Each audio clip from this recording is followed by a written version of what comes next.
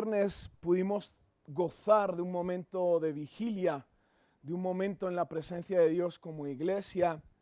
Los que no pudisteis venir por las razones que fuese, os perdisteis un buen momento. No es por daros envidia, pero bueno, sí, es por daros envidia. Pero fue muy bueno porque pudimos tener un encuentro con el Señor, ¿verdad? Los que estuvimos, muchas veces estamos tan ocupados que apenas nos queda tiempo para buscar de Dios y apenas nos queda tiempo para gozar de la presencia de Dios, de la intimidad con Él. Y la semana pasada os compartí una frase que alguien muy sabio me dijo, no digas que no tienes tiempo para Dios, di que tus prioridades son otras. Y eso fue una frase que marcó mucho mi vida, porque me di cuenta que realmente es así. El ser humano le damos prioridad a las cosas que amamos, a las cosas que anhelamos, ¿sí o no? ¿Estáis conmigo, iglesia? Así es.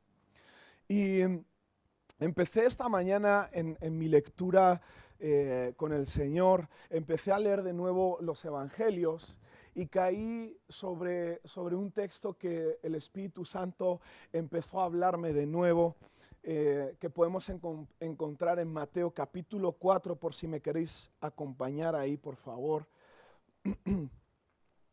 Y vamos a leer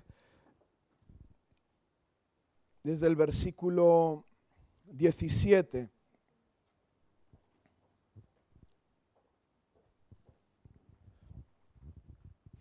Dice: desde entonces comenzó Jesús a predicar y a decir: arrepentíos, porque el reino de los cielos se ha acercado.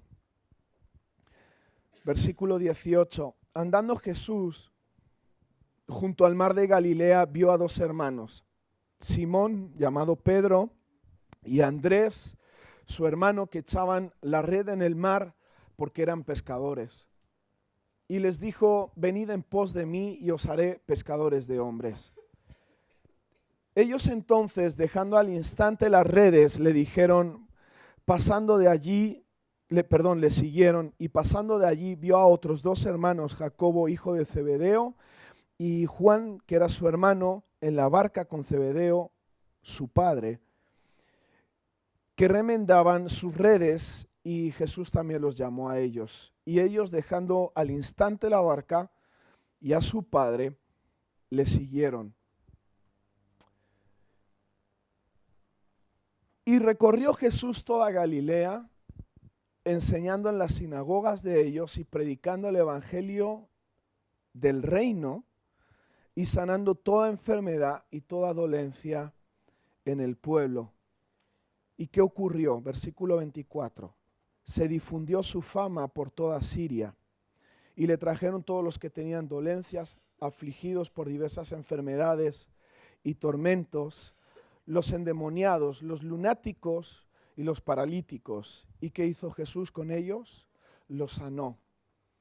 Y cuenta el versículo 25 que mucha gente le empezó a seguir. ¿Sabéis lo que está ocurriendo en este momento? En la palabra de Dios nos está hablando de un avivamiento. Nos está hablando de un momento donde Jesús viene justo antes de ser tentado por Satanás, que conocéis bien la historia. Ese momento donde Jesús es llevado al desierto y cuenta la palabra de Dios que empezó a tener hambre y empezó el tentador, que así es como lo describe la palabra de Dios, a tentar a Jesús, con el fin de hacerle pasar hacia una vida de pecado.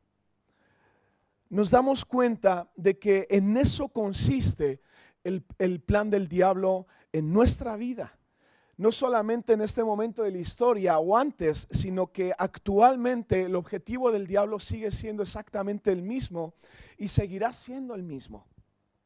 Una de las cosas que el Espíritu Santo está hablando a las naciones, a la iglesia a nivel global, está habiendo un despertar dentro de la iglesia, no en todas, pero en muchas está habiendo un despertar. Profetas que Dios ha levantado como voz profética en este momento están declarando que Dios está interesado en que su iglesia despertemos y nos demos cuenta de que estamos caminando a veces al lado de la voluntad de Dios para con nosotros. Sin darnos cuenta, estamos siendo tentados por influencias del mundo y las estamos aceptando como iglesias. Ya hay iglesias evangélicas donde son iglesias evangélicas lesbianas, gays, etcétera, etcétera. Ya las hay aquí en Madrid, hermanos, las hay. Creo que hay 2 o 3. Estamos viendo a una iglesia en este tiempo que está tratando de vender un evangelio light. ¿Con qué fin? Un evangelio sencillamente que no cueste en la vida de las personas. ¿Por qué? Porque como seres humanos queremos hacer las cosas que no nos cuestan. Nos encantaría tener un trabajo donde nos podamos despertar a cualquier hora que queramos, podamos regresar a casa a cualquier hora que queramos. Queremos alimentarnos de manera rápida y por eso la comida rápida funciona tan bien. ¿Quieres forrarte de dinero? Monta un McDonald's. ¿Verdad? ¿Estáis conmigo? Nos estamos dando cuenta de que todo el universo, de que toda la tierra se está moviendo hacia una influencia donde el príncipe de este mundo, que es Satanás, está ejerciendo un poder. Y lo peor de todo no es eso, hermanos, porque esto no es nuevo. Satanás ha hecho lo mismo desde el principio. Lo peor de todo es que a veces la iglesia no nos damos cuenta de que todo esto está entrando y está influyendo la iglesia de Cristo. Ayer hablando con un pastor me estaba comentando que entre los católicos está empezando a haber un mover carismático y me contaba unas cosas impresionantes. ¿Alguien ha oído de los cursos alfa aquí? ¿Sí? Es algo muy conocido, ¿verdad? Los cursos alfa. Los cursos alfa es algo que los cristianos evangélicos, los protestantes crearon en Inglaterra. Y resulta que los católicos en Francia adoptaron toda esa enseñanza de los cursos alfa, y ahora te voy a decir un poquito lo que es. Y bajó a España por la misma puerta, por la puerta de los católicos. Y está empezando a haber un mover de Dios en algunos católicos, donde los cursos alfa enseñan, entre otras cosas, en que la iglesia necesita conocer a Cristo. Entre los católicos, entre donde está la Virgencita María, que adoran y están pecando adorándola, porque la palabra de Dios dice: a Él solo adorarás. ¿Y por qué os digo todo esto? Os digo todo esto porque una de las enseñanzas fundamentales de este curso es el mover del Espíritu Santo. Entre los católicos, sí. Y os aseguro algo. Algo que me impactó ayer en esta conversación, ¿sabéis lo que fue? Me dijo este pastor: cuando este cura estaba compartiendo sobre el Espíritu Santo, estaba llorando, estaba emocionado de decirme que el Espíritu Santo se movía. Digo, pero si eso lo mamamos nosotros desde bebés.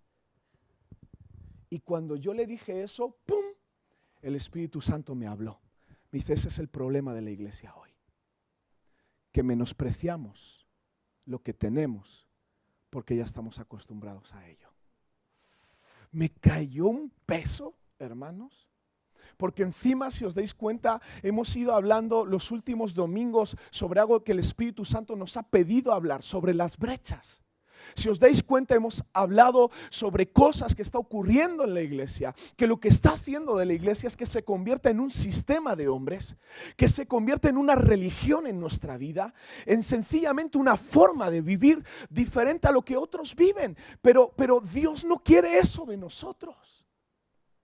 Este cura que está empezando a descubrir lo que es el mover del Espíritu Santo en su vida, estaba emocionado de poder contar un secreto que ha descubierto hace poco tiempo. Hermanos, el Espíritu Santo es algo que tú y yo entendemos, que en momentos hemos vivido ya. Hemos estado en reuniones donde la presencia de Dios estaba tan fuerte que hemos llorado, hemos temblado, se nos ha puesto la carne de gallina, hemos sido movidos por el Espíritu Santo, hemos sido sanados en algunas ocasiones, hemos visto lo que el Espíritu Santo ha hecho en nosotros, está haciendo y puede hacer. Y ¿sabéis qué es lo peor de todo? Que nos estamos acostumbrando a ello y como consecuencia lo estamos menospreciando. Es como cuando nos casamos, nos enamoramos y qué belleza me ha dado el Señor, y qué regalo, y qué gloria, y pasan los años y qué. Tenemos que luchar por mantener el fuego encendido. ¿Por qué? Porque nos hemos acostumbrado. Nos compramos un coche nuevo y mi coche nuevo, qué bonito, cómo lo disfrutamos. Y pasa 2 años y ya queremos comprar nosotros porque nos aburre ya ese. Eso para los hombres. Las mujeres, la Thermomix. Oye, ya estamos con... ¿No suena esto a qué es lo que vivimos? Nos enamora la novedad, pero cuando empezamos a vivir en ello, nos aburrimos, lo menospreciamos. Y lo que era de valor antes empieza a perder su valor. Y lo peor de todo, hermanos, eso está muy bien cuando son las cosas materiales, pero lo peor de todo es que muchas veces nuestra vida con Cristo se convierte en algo igual. Empieza a perder valor en nuestra vida. Empezamos a sentirnos cada vez más fuertes naturalmente, quizá porque nos llenamos de conocimiento, porque la rutina al final empieza a hacer su obra y al final entramos en un estado de vida, de espíritu muerto. Una de las cosas en las que Dios está sacudiendo mi vida en este mes, donde yo sé que Dios mismo me ha estado llevando a un desierto en mi vida, donde Él quería encontrarse de nuevo conmigo, ha sido para poder revelarme de nuevo que Él es el tesoro de mi vida, de que no hay nada en mi vida que sea mejor que Él, que no hay nada en mi vida que merezca la pena vivir y morir como Él. Fíjate en este texto. Jesús proclamó: arrepentíos. Esta palabra que significa metanoia, cambio de sentido. Muchas veces nosotros, como se nos ha predicado mal la gracia de Dios, como venimos quizá de sistemas religiosos o sistemas de hombre que están podridos por la religiosidad, creemos que pidiendo perdón al Señor es suficiente. Ay, mi Señor, perdóname. Y volvemos y empezamos a andar en lo mismo, en las cosas antiguas, en las cosas en las que Dios mismo nos dice dejar de andar en ellas. Sin entender que arrepentimiento, cuando hay un genuino arrepentimiento, ¿sabes lo que hay? Primeramente, una confesión.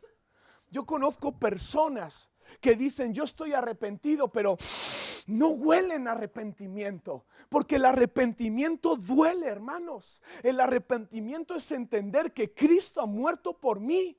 Él que no tenía que haber muerto, Él lo clavé yo ahí con mi pecado. Cuando yo estoy viendo las cosas que no debo ver, es Jesucristo viendo su mano y clavando el clavo en su mano, y yo haciendo lo que no debo hacer, y yo mismo con mi actitud estoy clavando ese clavo. No, yo no estuve ahí. Sí, no estuvimos ahí, pero Él dice que Él murió por toda la humanidad, por ti y por mí. Arrepentimiento significa un cambio radical en nuestra forma de hacer las cosas. Si no, no ha habido arrepentimiento. Y dice ese versículo: arrepiéntete, cambia radicalmente 180 grados tu forma de vivir, porque yo, el Rey del reino, me he acercado a vosotros. Y fíjate lo que ocurre después. Jesús va a empezar a buscar a los que van a ser sus discípulos. Dice, andando Jesús junto al mar, lo hemos leído, vio a dos hermanos, Simón, llamado Pedro, y Andrés, su hermano, que echaban la red en el mar porque eran pescadores. Versículo 19, dos cosas importantes ahí. Venid en pos de mí y yo os haré pescadores de hombres. Esta palabra, o más bien esta frase de venid en pos de mí, nos está hablando de cuál tiene que ser o de cómo tiene que ser nuestra vida, hermanos. Ir en pos de alguien es esto. ¿Me puedes ayudar, Alex? Si yo te pido que vengas en pos de mí, ¿tú qué harías? Esto es ir en pos de alguien. Es seguir sus pisadas. Es tener una visualización correcta y enfocada de hacia dónde está yendo el maestro. Esto es ir en pos de una persona. Esto ocurre en todas las cosas en nuestra vida. Cuando yo voy a empezar un trabajo nuevo, por mucho que haya estudiado, yo no voy a tener ni idea de ese trabajo hasta que yo no vaya en pos de alguien que ya conoce ese trabajo. Lo que no entendemos, hermanos, es que muchas veces, quizá por cultura o quizás porque no tomamos el tiempo para entender bien ciertas cosas que nos marca la palabra de Dios, creemos que estamos yendo en pos de Él, pero realmente no lo estamos haciendo. El apóstol Pablo lo expresó en numerosas ocasiones a diferentes iglesias. A los romanos, a los gálatas, a los efesios, les dijo lo siguiente: vosotros que decís que sois hijos de, en el fondo lo que demostráis con vuestros hechos es que no vais tras Él. Les estaba hablando sobre el gran problema que tenemos a veces la iglesia, de pensar que todo va bien, pero en el fondo estamos errando. Ir en pos de mí. Venid en pos de mí. Significa, Jesús les estaba diciendo, enfocar vuestra mirada en cómo yo vivo e imitarme. Ahora, en esos momentos donde tenemos que tomar decisiones en nuestra vida y tú has tomado una decisión que está fuera de la voluntad de Dios o que ni siquiera la has consultado a Dios, ¿tú crees que esa decisión está tomada en pos de Él? Cuando tú te casas con yugo desigual, ¿tú te crees que esa decisión está tomada viniendo en pos de Él?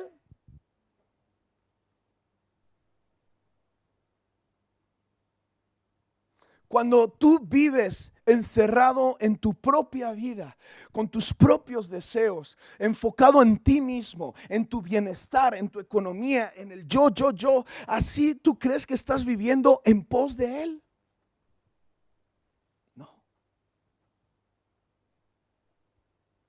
Qué importante es entender que nuestra vida consiste en seguir las pisadas de Jesús. Y muchos dicen, ¿qué tengo que hacer? Hermanos, está aquí. Aquí está lo que tenemos que hacer. Aquí está cómo tenemos que hablar. Aquí está cómo tenemos que decidir. Aquí está cómo tenemos que relacionarnos. Y mucha gente, y lo veo cada vez más, entra y se van. Y os recomiendo un libro que es increíble, que habla sobre el abuso de la autoridad. Pero cada vez veo más personas que están siendo abusadas por la autoridad. Y Alonso nos habló de ello hace 2 semanas. Y que no están yendo en pos de Cristo, están yendo en pos de hombres, de sistemas. Qué importante es entender que mi vida consiste en ir tras Jesús. Cuando tú tienes un problema, es Jesús quien tiene la solución. Cuando atraviesas por dificultades en tu vida, es Jesús quien te va a dar la solución. La iglesia de hoy necesita madurar, hermanos. La iglesia de hoy necesita aprender a que no tienen que estar detrás de mí todo el tiempo para que yo pueda vivir un evangelio avivado. La iglesia de hoy tiene que entender que estamos menospreciando la presencia de Dios en nuestra vida. Y ese versículo nos habla de la parte siguiente: os haré pescadores de hombres. Cuando nosotros entendemos que hemos sido rescatados por Cristo, que ese rescate nos está hablando de la primera puerta o la clave para poder continuar caminando en el reino de Dios. La puerta de entrada a ese reino es el arrepentimiento, el genuino. Cuando yo entro en la puerta de arrepentimiento, lo que un cristiano debe saber es que pasaremos nuestra vida yendo detrás de Jesús, caminando como Él caminaba, reaccionando como Él reaccionaba, vivir como Él vivía. ¿Con qué fin? Para poder entender cuál es nuestra misión en esta tierra. Porque nuestra misión en esta tierra no es tener un trabajo en sí, no es tener una familia. Esa no es nuestra misión, hermanos. Esos son bendiciones extras que nuestro Padre, que es bueno, nos da y nos regala. Porque Él mismo dijo: no es bueno que el hombre esté solo, le haré una ayuda idónea. Él mismo nos ha dado la bendición de poder gozar de cosas de la vida. El problema es cuando nos desenfocamos de este versículo que revela cuál es verdaderamente nuestro objetivo en esta tierra. ¿Sabes cuál es? Ser pescadores de hombres. Cuando yo camino tras Jesús, la esencia fundamental es convertirme en una persona que vive para que otros conozcan de Él. Y por eso en tu trabajo tú no debes dejar de hablar de Dios. Por eso cuando vas al mercado tú no debes dejar de aprovechar las ocasiones que Dios te da. Cuando tú estás con tu familia, tu esposo, tu esposa, tus hijos, ¿cuál es el tema de conversación? Hemos sido creados para ser pescadores de hombres. Y cuando tú te desenfocas de esa identidad, cuando tú te desenfocas de esa realidad, tú te estás desenfocando de ¿quién soy yo? ¿Y para qué estoy aquí? Y cuando tú te desenfocas de eso, tú vas a empezar a seguir o a ir tras ídolos, tras dioses, tras materialismo, tras cosas que te van a confundir en el camino y que te van a apartar de la voluntad de Dios. ¿Estás conmigo? Fíjate lo que dice después. Ellos, cuando oyeron, al instante dejaron las redes. Pero si saltas al versículo 22, cuando hace ese mismo llamado sobre los otros dos hermanos, dice el versículo 22, y ellos dejando al instante la barca de su padre, le siguieron. Los de arriba al instante lo dejaron, ¿el qué? Las redes. ¿Sabes lo que significan las redes? ¿Y sabes lo que significa la barca del padre de esos dos hermanos? Significa nuestra seguridad.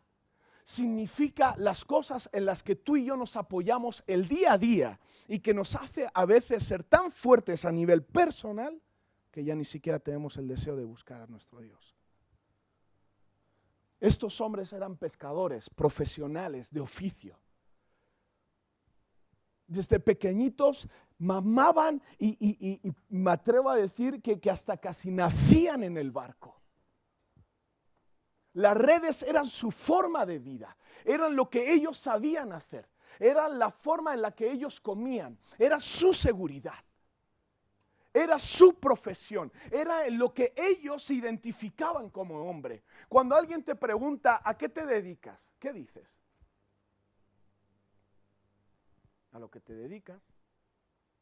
Yo soy constructor, soy albañil, soy arquitecto, soy enfermero, soy auxiliar, soy... ¿Cierto o no? Nos identificamos por lo que somos profesionalmente. ¿Sabes por qué? Porque muchas veces no nos damos cuenta. Ahí es donde encontramos la identidad de muchas personas, incluido aquellos que somos hijos de Dios. Cuando realmente volvemos al versículo 19, lo que debemos ser son pescadores de hombres. Soy un pescador de hombre que además se dedica a la construcción. ¿Sí me entiende lo que quiero decirte? Soy un pescador de hombres que sigo a Jesús, pero además soy enfermero. Pero nosotros muchas veces cambiamos el orden en nuestra vida. Y me encantó esta parte de al instante, estos 4 hombres no dejaron pasar la oportunidad que Jesús les dio.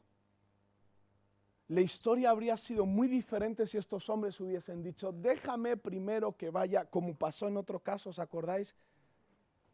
Y Jesús le dijo, no, deja que los muertos entierren a los muertos, tú sígueme.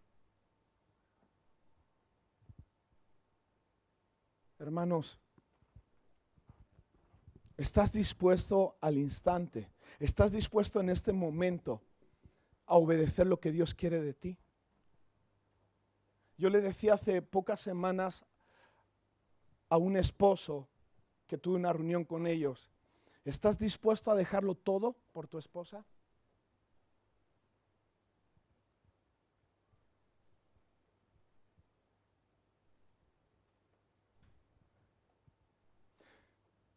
¿Estás dispuesto a dejarlo?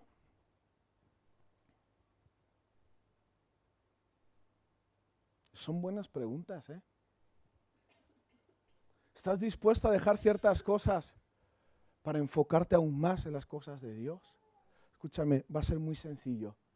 Dios tiene planes y si no los hace contigo, lo hará con otro.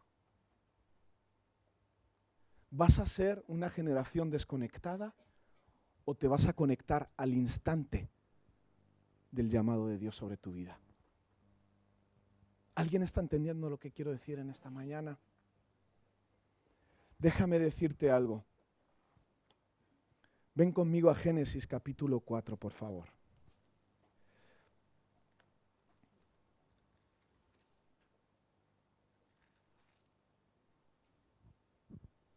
Versículo 4. Dice, Abel trajo también los primogénitos de sus ovejas, de lo más gordo de ellas. Aquí los gorditos podemos ofrecer una sonrisa. ¿Lo ves cómo valemos para algo? Y miró Jehová con agrado a Abel y su ofrenda, pero no miró con agrado a Caín y a la ofrenda suya. Y se ensañó Caín en gran manera y decayó su semblante. ¿Sabes por qué no le gustó la ofrenda de Caín? Porque fue una ofrenda miserable. Fue una ofrenda de cosas que sobran. Fue una ofrenda de cosas que no cuestan trabajo. Sin embargo, Abel cogió a la gordita, a la hermosa. Dijo, esa es para mi Señor. Esa que está bien cebadita, cuidadita, gordita, hermosita. Y todas las citas del mundo. Esa es para mi Señor. Y Dios mismo, en este momento donde se ofrece la primera ofrenda en la Biblia, Dios ya nos enseña de cómo debe ser nuestra forma de vida con el Señor, hermanos. David lo dijo de esta manera, Señor, yo no te daré un sacrificio que no me cueste. Déjame leerte otro versículo, Deuteronomio capítulo 17.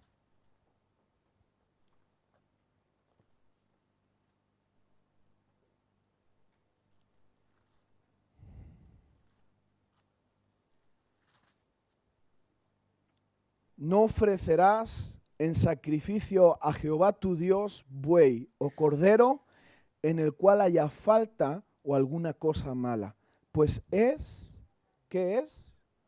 Abominación a Jehová tu Dios. Qué increíble versículo.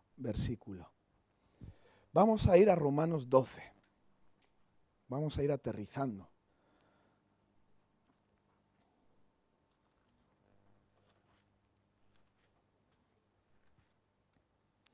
Así que, hermanos, os ruego por las misericordias de Dios que presentéis vuestros cuerpos en sacrificio vivo, santo y que sea agradable a Dios, porque ese es vuestro culto racional.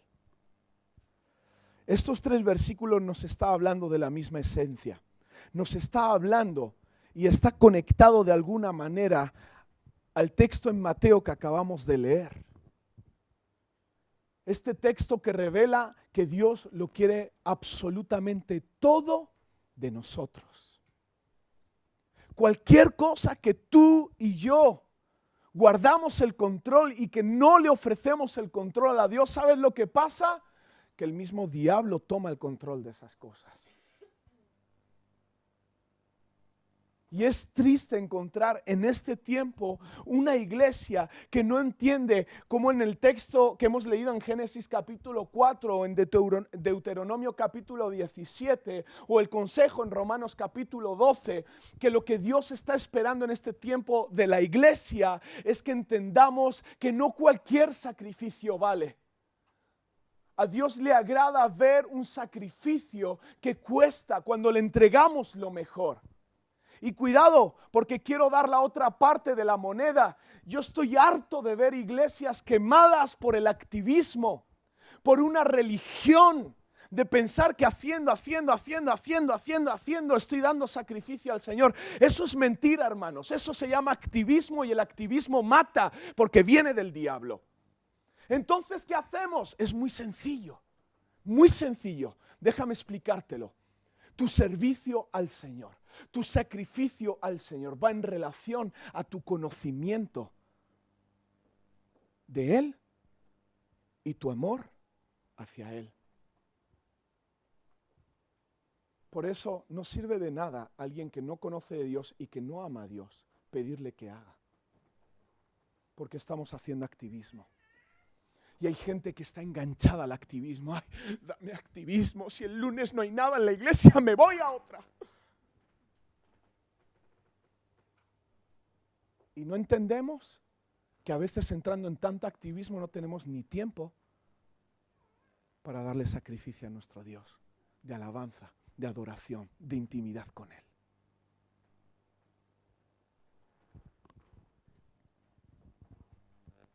Déjame unos versículos más, por favor, en Lucas capítulo 6.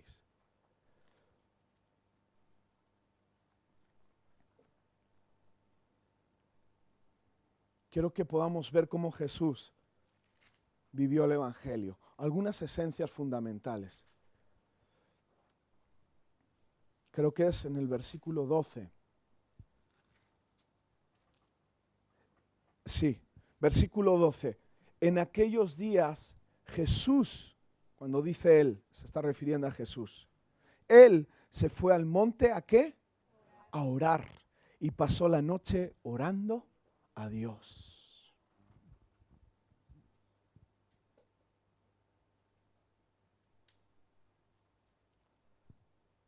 Cuando hacemos vigilia, hermanos, es porque entendemos que una de las cosas fundamentales de nuestra fe es tener conexión con Dios. Eso lo es todo. Lo es todo. Tú puedes servir al Señor, pero estar completamente desconectado de Él. ¿Cómo? Te lo digo, lo acabamos de leer. Caín y Abel, los dos ofrecieron ofrendas, ¿sí o no? Una fue agradable y otra no, ¿sí o no? ¿Cuál fue agradable? Cuando le dimos calidad al Señor. Cuando le dimos lo mejor. Otro versículo, por favor. Mateo capítulo 4, versículo 4, dice, lo acabamos de leer, o por lo menos de explicar lo que pasó en ese momento de tentación. Dice, Él respondió y dijo, escrito está, no solo de pan vivirá el hombre, sino de qué vivirá el hombre, de la palabra que sale de la boca de Dios. ¿Sabes una de las cosas que Jesús practicaba? Se empapaba de la palabra de Dios. Qué sencillo evangelio, ¿verdad? Y qué poderoso. Porque este hombre, Jesucristo, este hombre que era Dios, bajo esos fundamentos de un sacrificio que agrada a Dios, de una vida de oración y una vida empapada en la palabra de Dios. Iba por lugares y la gente le seguía porque sanaba, porque lo que Jesús hablaba tenía unción y poder, porque liberaba a aquellos que estaban endemoniados, etcétera, etcétera, etcétera. ¿Sabes lo que va a pasar en esta iglesia el día que tú y yo entendamos que debemos dar un sacrificio que agrade a Dios, que tengamos una vida de oración poderosa y que estemos dispuestos a empaparnos de la palabra de Dios? Que va a producir en nosotros un servicio no basado sobre el activismo, sino sobre el amor hacia nuestro Dios, y que va a causar unción, poder, gracia en medio nuestro, y eso va a provocar avivamiento. No ores por avivamiento, provócalo. ¿Me entiendes? Provócalo. Provoquemos avivamiento, hermanos. Está claro que es Dios el que toca los corazones, pero en su palabra vemos cuáles son las puertas que debemos abrir tú y yo, porque Dios lo puede hacer todo, pero no hacer nada si no es a través de su iglesia. Y aquí estamos para servirte, Señor. Nos ponemos en pie.